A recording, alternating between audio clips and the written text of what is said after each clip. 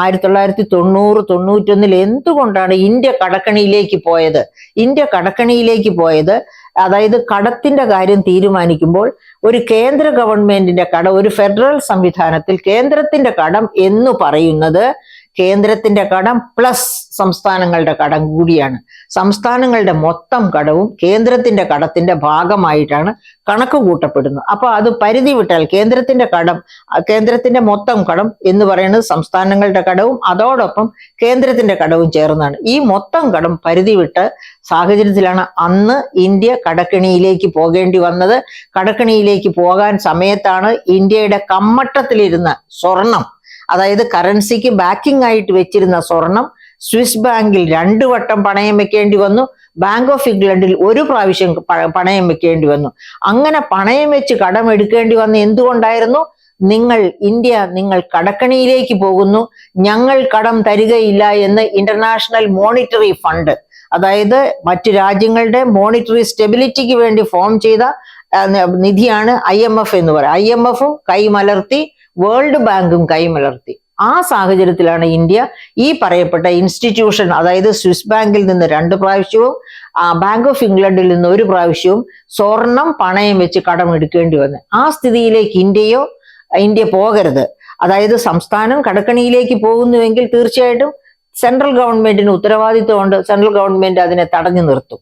അപ്പൊ ആ തടയലിന്റെ ഒരു ഭാഗമായിട്ടാണ് ഈ കടം നിഷേധിക്കൽ, അതായത് ഇനിയും കൂടുതൽ എടുക്കരുത് എന്ന് പറഞ്ഞത്. സംസ്ഥാനങ്ങൾ അങ്ങനെ പരിധി വിട്ട കടം വാങ്ങിച്ചിട്ടുണ്ടെങ്കിൽ അവരുടെ ക്രെഡിറ്റ് റേറ്റിംഗ്, അന്താരാഷ്ട്ര റേറ്റിംഗ് ഏജൻസികൾ കൊടുക്കുന്ന ക്രെഡിറ്റ് റേറ്റിംഗ്, ആ റേറ്റിംഗ് കുറയും.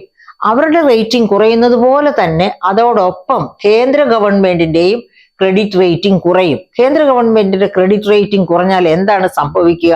അതായത് നമ്മുടെ കോൺസ്റ്റിറ്റ്യൂഷനിലായിട്ട് തന്നെ കേന്ദ്രം വഴി മാത്രമേ സംസ്ഥാനങ്ങൾക്കോ കേന്ദ്രത്തിനോ വിദേശത്ത് നിന്ന് കടമെടുക്കാവൂ.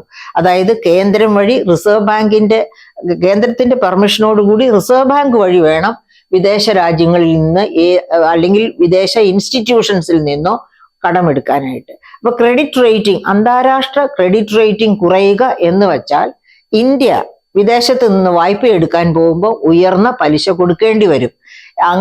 അങ്ങനെയുള്ള ഒരു അവസ്ഥ സംജാതമാകുന്നത് കേന്ദ്രത്തിനോ സംസ്ഥാനങ്ങൾക്കോ ഒട്ടും ഭൂഷണമല്ല.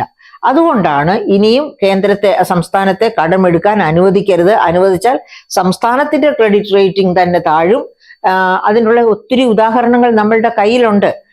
കാരണം ക്രെഡിറ്റ് റേറ്റിംഗ് താണ സാഹചര്യങ്ങളിലൊക്കെ 9.72% പലിശയ്ക്ക് CDPQയിൽ നിന്ന് ലണ്ടൻ സ്റ്റോക്ക് എക്സ്ചേഞ്ചിൽ വെച്ച് ബോണ്ടുകളിൽ ഇൻവെസ്റ്റ്മെന്റ് സ്വീകരിച്ചു.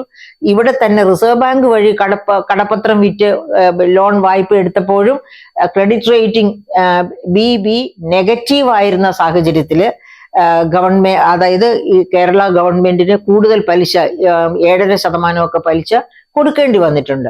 അപ്പൊ അതൊക്കെ നിർമ്മല സീതാരാമൻ പറയുന്നത് വാസ്തവമാണ്, വാസ്തവ വിരുദ്ധമല്ല.